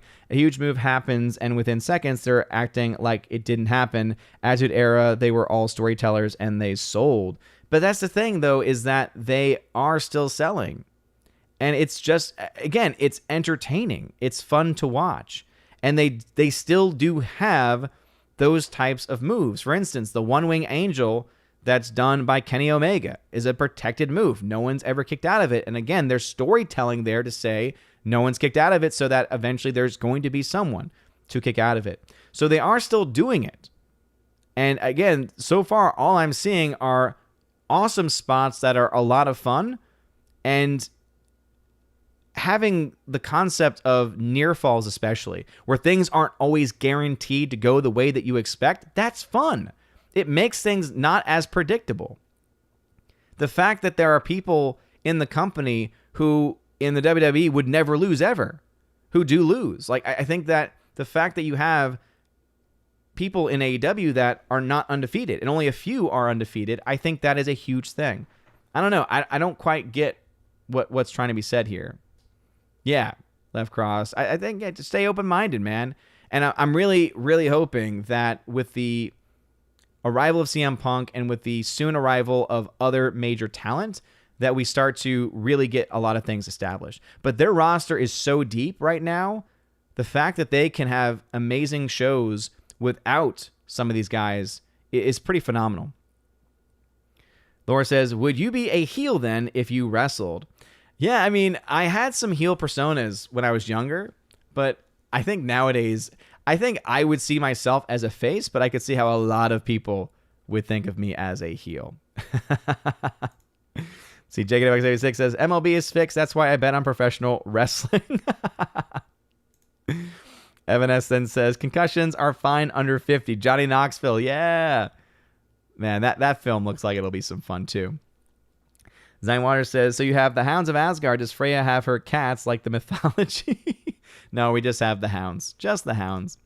The Zine then says, your nickname was Odin in high school. Mine was Thor in college. I had long blonde hair, and my real name is Hammerquist. Oh, nice. Very cool.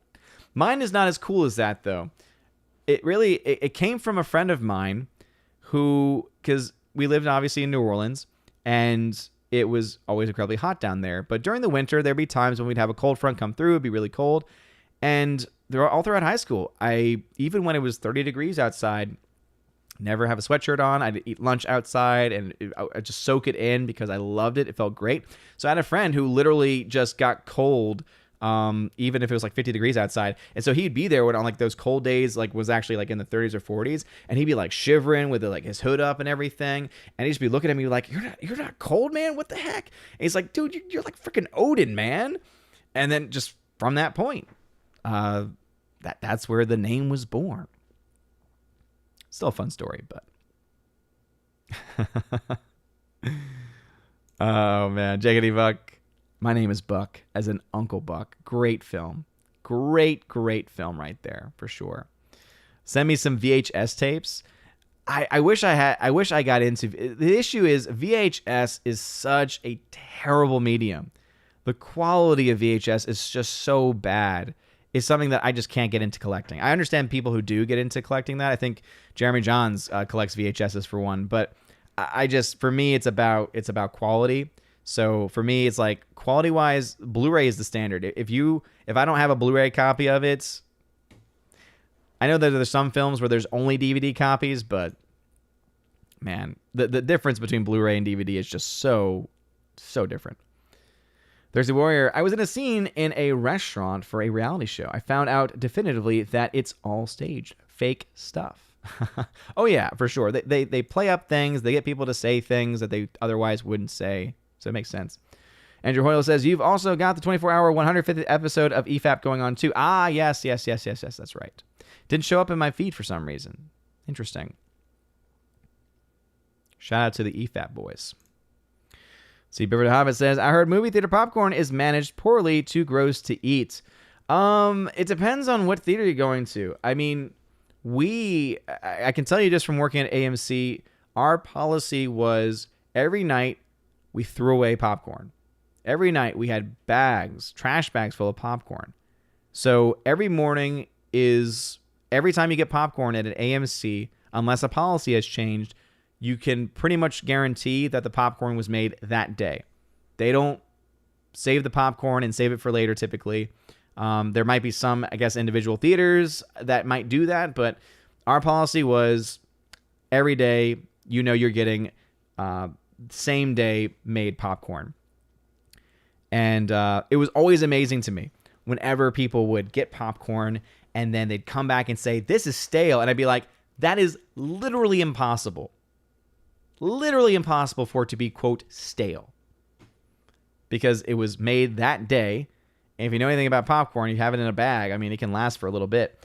And obviously, it is something where you do have an opening there, but we have the heat lamps there. There's also a heater from the bottom as well. So it is keeping it at a warm temperature at the very least. And we're also popping throughout the day as well. So it's getting mixed in. So, yeah, I mean, it's really impossible for it to be stale, like the full stale popcorn stuff. I always love when they would say that because they'd be like, this is stale. I'm like, it's not. You're just that person because maybe you're one of those persons out there too. The people that drove me nuts were the people who, as soon as the popcorn would start popping, they would start to say, can you get it from that one? Can you make sure it comes from this one? Can you make sure it comes from this one? And again, sometimes I could understand it. Like sometimes if it was dead, like if there was no one in line and they were just really nice about it, I'd be like, yeah, absolutely. No problem. But then there were some where like, can you make sure that you scrape it from the top as it's popping out, like literally getting the pop literally as it's popping out. And luckily, at one point, our manager was just like, "You tell them no, because that is actually a safety problem, because again, there's boiling oil in there, and if you get very close to it in that way, it can be dangerous. You can get burnt from that." And so luckily, we were able to, over time, tell them, no, actually, we can't do that. It's a hazard. It's a burning hazard. So, no. But I can totally get the popcorn from that same place. Oh, man. That's bringing back memories. The things that would trigger me. Oh, man. Forever Sci-Fi. Similar, I worked at Blockbuster during college. Probably why I enjoy talking movies so much. With 5 free rentals a week, I saw about 1,200 movies in 5 years. Dang, dude, that's awesome. Yeah, and again, one of the best parts about working at a movie theater, you got free movies. And you can also get your friends in for free, or at least, again, to a degree. I had a friend that got fired because he was bringing like 10 people in to go see a movie, like opening weekend. And eventually, they started cracking down on that, and then they started to realize that he would sometimes like ring up employee tickets for his friends when he wasn't really supposed to, and he got in trouble. And it was sad because he was a friend, but also he was the guy that like trained me. Like my first day on the job, like he was like my go-to guy on how to be quick in the concession stand, especially. Thursday Warrior, I love Singing in the Rain, but my all-time favorite musical is My Fair Lady. Nice. I've actually never seen My Fair Lady. I know, of course, of the story. I've seen the play Pygmalion on Broadway in one of the revivals they did, but I've actually never seen My Fair Lady. I know a song from My Fair Lady because I took lessons for years, and one song in my, not to sound fancy, it's just what it's called, in my repertoire, was On the Street Where You Live. I have often walked down the street before. Fun song. Beautiful song. So at least I have that. It's not everything, but something. Rowdy, movie theaters should give you an entire stick of butter with your popcorn. Yay, saturated fats. Oh, don't even get started about the butter. It's just, the commercials of, I can't believe it's not butter. The butter at movie theaters, it's not butter. Even on the actual device itself, it just basically says butter. It's butter flavored. It's butter flavored stuff. Oh man, but hey, you know what? Sometimes in some places it's pretty good. It's still pretty delicious. I like it. Father Christopher Miller, hail Father, says, so I'm back. Longer homily tonight, John 6. Ooh, yeah. See, JKD Buck 76 says, my dog is finally better after a gastric ulcer. Her name is Noodles. Well, one, that's a fantastic name for a dog. I love that name so much, of Noodles. But I'm glad to hear that the dog's better. Joey Horn tagged to say, It's a Wonderful Life is not only the best Christmas movie, it's but one of the best movies ever. That's why it's in my top, typically when I mention my top 3 films of all time, it's usually in there. Andrew Hoyle says, I watched the colorized version of It's a Wonderful Life last Christmas when I visited my mom. It was very odd. Yeah, and all the versions that you can get nowadays, like because it's available on 4K, it comes with both editions. And obviously, the black and white is the definitive edition for sure. But it is kind of interesting to see some of these movies in their colorized form because you're like, is this what they would have really looked like? You know, and a lot of it is. And it's kind of amazing what they're able to do in some way. The new number 2 says, I see your Alita display down the floor by Willow. It should be on your wall. I know, dude. I know. And the reason why it's there was because I was thinking it was going to go up pretty quickly. The issue is that the magnets that you use with the disc plates, when you don't have the initial, like the way that you put disc plates up is the first thing you do is you put down like a basic like sticker, basically. You put the magnets on that because it's got a very strong adhesive on it. And if you just put that directly on your wall, if you try and take it off and move it around, it will rip it off. And just, I've been waiting for my wife to help me with that only because I'm terrible at design. So it'd be like crooked and it'd be, driving people nuts, or it'd be at a weird height and it would trigger a lot of people. And we just, again, even though we've been in this house for a while now, just never really had the opportunity to. There's been a lot of other things going on. Obviously, Baby Thor being in the world has been a big part of that. But the reason why it's there is because it was initially going to be like, oh, it's just going to be there for a short time so that I can actually get it going. Robert Frey rocking that pizza. Yeah. Yeah, boy. There's one piece of pizza left from the other day.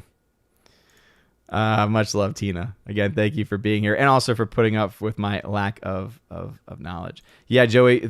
Oh my gosh. Yeah, the Doctor of Thugonomics. What a stupid character. Kurt Angle Invitational was fun. Kurt Angle, great, hilarious, solid performer, and incredibly talented wrestler. John Cena, not so much. Not so much for John Cena. Let's see. Alice McCarthy says, Adam Cole versus CM Punk would be cool. They look like twins. Yeah, I think Adam Cole, I think you maybe even mentioned Adam Cole is another one who potentially could be on the way as well. Let's see. Dion tagged to say on Odyssey, well, off to dinner. Cheers to you, sir. Enjoyed. Hey, thank you for being here, man. And thanks for tagging me in that comment. Even though there were 3 people randomly who disliked that stream. Very odd. Very, very odd. All right, we're right at time, so let's go ahead and finish things off with these last comments. Again, thank you for showing me who the real citizens of Asgard truly are. Rob Day says, have you ever thought of having streams talking about Halloween movies, Christmas movies, etc., around their respective holidays? I think they would make great conversations. I mean, I think that it's something that it kind of happens naturally. When we have streams and it's around a certain time of season, they just kind of come up. But having a dedicated stream could be a lot of fun for sure. First one, obviously, coming up would be a Halloween series. That could be fun. See, Laura Story says, yeah, we never pick our nicknames. We don't. Again, I never would have known who Odin was unless my friend had mentioned it. Let's see. Zinewater says, oh, I've always preferred cold air. I love how it feels on my skin. It's like taking a nice drink of water. Oh, yeah, absolutely. My logic for cold, too, and anyone who doesn't like cold just boggles my mind because you can put layers on to stay warm in cold weather. When it's hot, you can only take off so many layers before you can't do anything. Like, there's a limit. With at least with cold, in most conditions that one has to go through, there are enough layers to be able to be warm, Let's see. Evan S. says, my retirement plan is Disney VHS tapes. Dude, yeah. I imagine that those have a lot of value to them still. JKD Buck 76. NCIS Hawaii starts in the fall. Oh, they make too many of that. Too many shows. Forever Sci-Fi. Complaining about 30 in winter gets you exiled from the Midwest. I don't even wear a hat until it hits the teens. Dude, I'd wear shorts. When I lived in New York City, I even would wear shorts. And it gets a lot colder in New York City than it does in New Orleans. So, oh yeah, I totally get that. Totally get that. Crisco hates popcorn. Why do you hate popcorn? Popcorn's delicious. I love me some popcorn. Dean High says, Disney is finally putting out Roger Rabbit in 4K. Don't know if you could bring myself to give the money, but I love the movie. Dude, that's right. Yeah, Roger Rabbit officially getting a 4K release. Check out the channel Films at Home. That dude has been so on top of a lot of things going on. Citizen Kane is also getting released on 4K. It's also You can pre-order it now. It's actually available already for pre-order. That's gonna be it's gonna be the first 4K title from Criterion. So I'm definitely gonna be picking that up when we get a little bit closer to its release date. But yeah, dude, a lot of really cool films finally coming to 4K. There's a couple of Tarantino films, I believe, also finally coming to 4K as well. Let's see. The Warrior says, I was a bartender at a place with serve-yourself popcorn machine. I was constantly amazed at how often people miss their mouths when eating popcorn. Sweeping sucks. Oh, yeah, for sure. The best is like you'd go in and sweep everything, and then someone would be carrying their popcorn, and then almost without fail, they would just like trip a little bit, and then boom, all the popcorn falls. It's like, come on, man. Come on, man. Forever Sci-Fi, slightly burned popcorn is the best popcorn. I think I understand where you are coming from, but I do prefer no burns. Lower Story, I feel sorry for guys who can't sneak in movie snacks in their purse. Yeah, seriously. You women get all the perks of the purse. I will say, when I was in New York, though, what I would do, especially when it was a little bit colder, is I'd have my jacket on. The one thing that we can do is we can wear jackets, and then you can hide stuff in your jackets. You can wear cargo pants or shorts, and you can hide stuff in the extra pockets there. But what I would do a lot in New York is, because tickets were so expensive, I would go see the matinee film, so like a 10 a.m. movie. Before going to the film, I would go to one of the street vendors, get me a nice like egg cheese sandwich, egg and cheese on a croissant or on something, just a breakfast sandwich, and I would just put it in my pocket, zip up, and then all they know is just that guy with a coat coming in, and wouldn't bring too much stuff in. But oh yeah, loved that. That's one thing I do miss about New York, though, is that they did have all the films were available at the local theater that I went to. All the independent films, all major releases. They would also get films early too, right? Because New York, LA would typically always be the markets that would get films early, so it was awesome. But it was expensive, and obviously I wouldn't want to go there now because of all the nonsense that's happening right up there. Laura Story says, I've never seen My Fair Lady either. Maybe I'll watch it tonight. Oh, nice. Yeah, absolutely. JK Buck says, would Hudson Hawk be considered a musical or a war crime against I don't know what that is.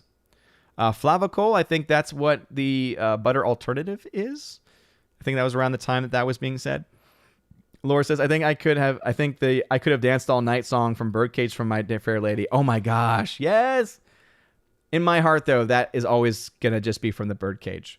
Just because all I can see is Nathan Lane in the wig singing as Mrs. Coleman. Or is it Goldman? Well, when we came over. Oh, what a great film. I could have danced all night. Agador, what a beautiful voice. Agador Spartacus.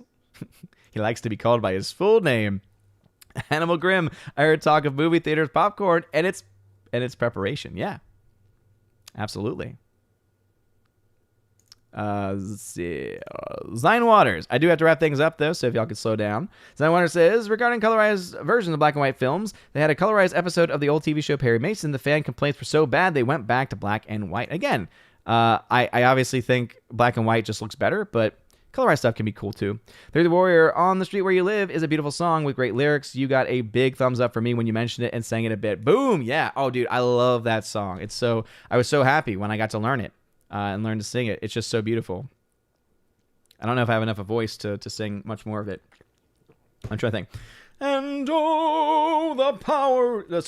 And oh, the towering feeling just to know somehow you are near. Oh, man. I love that song so very much. So many different layers and levels to it. Let's see. Hannibal Grimm. What's going on, Hannibal Grimm? Thank you very much for being in the chat tonight. Father, thank you. Daniel Thorne. Real butter is levels of flavor better than theater flavoring, but everyone is used to that in margarine. Yeah, Daniel Thorne, it's a good point. People are kind of just used to that instead. But yeah, real butter, melting some real butter, for sure. Liquid Blake says, Rand in 4K looks amazing. Liquid Blake, are you talking about the digital version? Because I got access to the digital version. I can't remember if I did an official review for that or not when I got that copy, but it was just digital. It was, again, on a system that was not going to give me the best quality anyway. It is technically available. On Zavi, I know the 4K is available, but everything that I've seen in reviews, because there's like a copy also on Amazon, is that it's not real 4K or something. So let me know, Liquid Blake, before everything, because Ron, I want to own Ron. I love that film so much. It is such a great Kurosawa movie. As regard these shorts, when cold is opposite of Jeremy, hoodie and soy jeans in 200-degree Las Vegas. Yeah, seriously, I don't understand that. He must be an alien. That's the only way. You women canceled. Exactly. Andrew Hoyle, I did say you women. JKD Buck, if you don't have cargo shorts, you can simply stuff snacks in a balloon and swallow them like a drug mule and then go to the theater. Now, JKD Buck, let's not give the kids any ideas. The Physics Channel. Hi, Odin. How's school going? Really enjoyed Free Guy. Oh, glad you enjoyed it, man. School's been great. Laura says, OMG Odin has never seen the travesty that is Hudson Hawk. Good, it was horror. Oh, okay, gotcha. Yes, exactly. The D is silent. Forever silent. Hudson Hawk is a Bruce Willis ego trip. So bad it's good. Ah, nice. Rob D, an absolute Chad would order a pizza and have it delivered to their seat in the movie theater. I never did that. I would never. I haven't been to a lot of the theaters that would give you your food. I remember when I was dating my wife. Before we were married. There was a theater near where she lived, and it was one of the dine-ins where you order at the seat and they sent it to you. It was such a weird thing. Like I liked it for the convenience, but at the same time, I'm like, I don't like that there's people that are coming in during the movie because I have ADD, so I'd see them in the corner of my eye. He can't chew gum while I'm singing. Oh, yes. It helps me think. That's another great line. It helps me think. You need more gum. Oh, man. All right, so I've caught up on that chat. So, again, thank you, everyone, for being here. Daniel T. over on Odyssey. Thanks for stopping by there right when we're ending things. So, again, you guys are freaking amazing people. And, again, we had a small but mighty group of people tonight. So, I'll tell you what we're going to do. I'm going to go ahead and give away a copy of Wrath of Man. So, Wrath of Man on Blu-ray does not have a slipcover, but, hey, brand new film. It is on Blu-ray and digital code. I'm going to go ahead and do that right now because I love you guys. And y'all are legit. Y'all, about all the places y'all could have been tonight, you decided to be here with me. So let's go ahead and just do a quick giveaway. And again, new Jason Statham film, also Guy Ritchie, Wrath of Man on Blu-ray. Let's go ahead and get her done. So it'll be 50 cookies per ticket, max 100 tickets. And the giveaway is now open. So again, if you don't have the cookies, you won't be able to enter in, but let me see if I can get the image up. There it is. So if you want to enter in for a chance to win Wrath of Man, again, if you want to have a chance to win Wrath of Man on Blu-ray, international giveaway, no matter where you live, you have access here. I will say that if you're just joining and I see you enter in and I have not seen you throughout the evening, I probably will not allow you to win, because this is for the people who've been here. It's for the people who have been here, who have shown love and have been interacting in the chat. So again, if you want a chance to win Wrath of Man on Blu-ray, which also has a digital copy as well, type enter exclamation point, then put a space, and then put the number of tickets that you want to get. Max is 100. It is 50 cookies per ticket.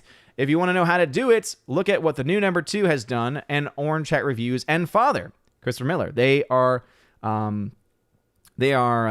veterans at this, so follow what they have done. I can tell you, Crisco, I've got 2 tickets for you. Slicer 1, new number 2, 20. Orange Chat Reviews 100. Father Christopher Miller got 25. General Wingster, I got 100. JKD Buck, I've got 20 in for you. And we'll go ahead and make it a quick giveaway as well. So again, about another minute and a half from when you're hearing this, because obviously there is a delay here. We're going to go ahead and end it relatively soon, though. And again, thank you all very much for being here this evening. No, General Waster, you're not. You're a troll. You're a That's what it is, Laura. Yes. Sweetie, you're wasting your gum. Yes.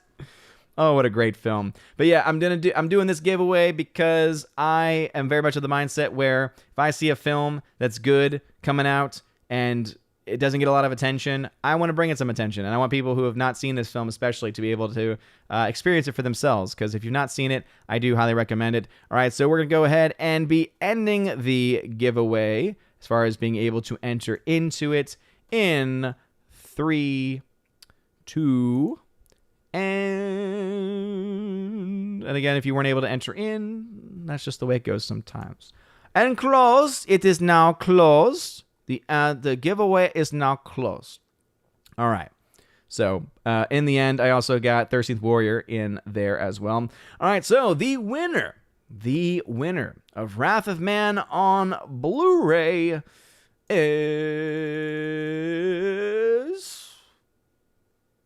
Crisco 612. Crisco 612. Claim your prize. Crisco 612. Claim your prize. Claim your prize, good sir. Crisco 612. Are you still here? Congratulations. Father said it's rigged. What do you mean rigged? What do you mean?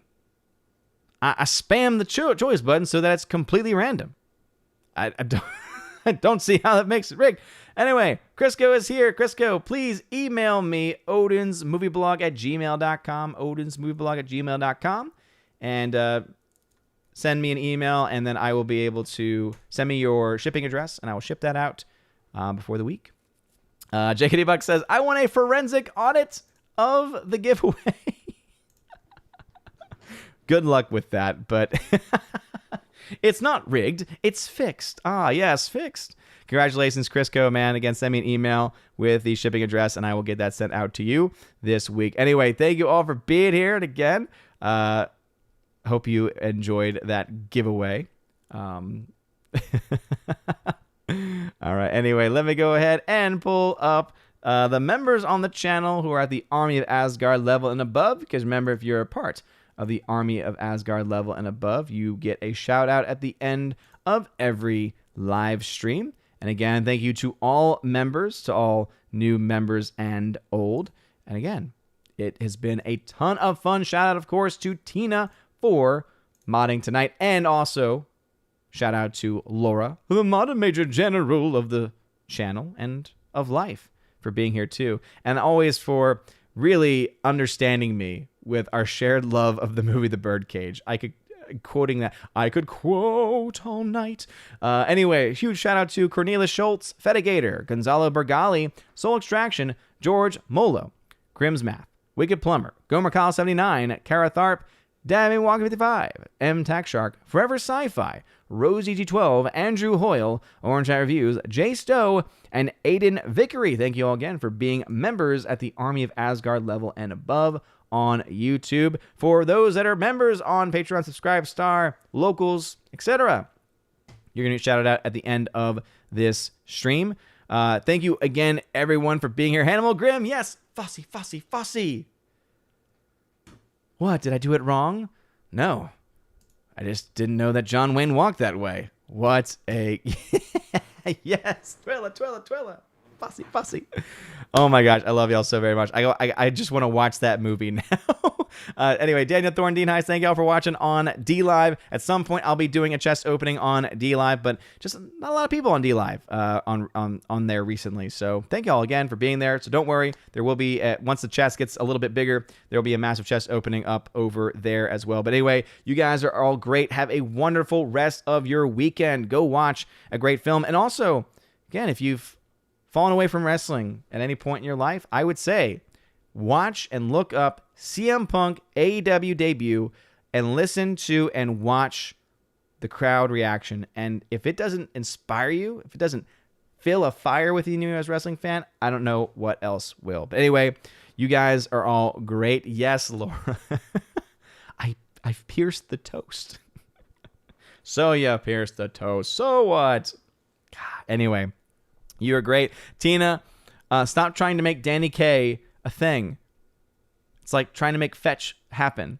It's not going to happen. I'm kidding. Much love, Tina. All right, before Tina kills me, have a wonderful night, everybody. And as always, God bless. And now for a huge shout out to all of my August Locals, Patreon, and Subscribe Star members. Starting off with my Locals crew, Cat's App, The Real It, D Sharp, Biffer the Hobbit, Robert Barnes, and Goblin Squatch. Thank you all very much for supporting me over on Locals. And now on to my Patreon members: Andrew Hoyle, Brian P., Christopher Bowman, Dion, Don Bruno de la Mancha, Father Christopher Miller, hail to you, Father, Father Damian Cook, Garrett Searles, Harold Francis, Inflamed Wood, Jacob Juice, Jeffrey Toone, Jonathan Carney, Lance, Laura, the Modern Major General's Story, Mike Jackson, Mad Mitch Dunaway, Mondo Spieler, Mr. Peabody, On to June, Orange Hat Reviews, Out of Step with Reality, Priscilla Hall, Rosetta Allen, Teresa Martin, Theodore Benden, Tina Bojan, and Tina B., the Empress of the Universe. Thank you very much for supporting me over on Patreon. And lastly, to my Subscribe Star peeps: Fast Reaction, Nosferatu Gatsu, John B., Perpetual Punster, Mr. Roy, Glinzer, J. Alex McCarthy Jr., Dean Heiss / the new number 2, J-Rod the Beer Guru, and ZK Man. And a shout out to one new member, Hannibal Grimm. And a huge shout out to newest members, Brandon and Joe Horn. Thank you all very much for supporting me on Subscribestar, and to everyone for supporting me on these platforms. Also, a shout out to all of my YouTube members. You get shouted out at the end of every single live stream. And if you want to have your name shouted out at the end of every live stream and every video, please check out my Locals Patreon Subscribestar. And you can go ahead and find those links in the top link of this description. You can find it's called the Willow link, and it'll have a list to literally all of the social media platforms and all the different ways that you can support the channel. If you join at the $1 level, you can actually get your name shouted out at the end of every single video and live stream. $5 level gives you that, plus you get access to exclusive giveaways of 4K titles. Right now, I've got tons of 4K steelbooks to give away this month, including for Top Gun. I also have A Quiet Place Part 2. I have Snatch on 4K, the John Wick trilogy on 4K, and also I have a Sicario 4K disc as well, and a bunch of others that are going to be coming in this month too. So if you want to have access to any of those types of exclusive giveaways, join at the Army of Asgard level. At the $10 level, the Keeper of the Bifrost level, you get all of that, plus you get access to exclusive behind-the-scenes videos, including instant reactions when I go to see movies. I do quick little filmings of myself and talk about the films that I have seen and my instant reactions to that. You also get access to an exclusive podcast that I do with John the Flick Pick Flickinger once or twice a month, and you get to also ask us any question that you want. We put a Q&A post up, and you get to ask us whatever it is that you want to ask. So again, if that sounds cool to you, Keeper of the Bifrost level. And lastly, there is the Chosen of Valhalla level, where you get all of that stuff, plus in your first month as a Chosen of Valhalla member, you get a free t-shirt, your choice, ship it anywhere in the world, and also you get to once a month be featured on the OMB Reviews channel, and you get to talk with me. We usually chill out for 3 to 4 hours, and I ask everyone what they've been watching, what they want to talk about, what they want to promote, and it's always a really good time. And so if that sounds interesting to you, please consider joining. That is going to be on Subscribestar and on Patreon only, as Locals is just the Keeper of the Bifrost level. But anyway, thank you all very much for your time, for your support, and for listening to this shout-out video. You're all amazing and beautiful people. Hope you all have a wonderful rest of your day. And as always, God bless.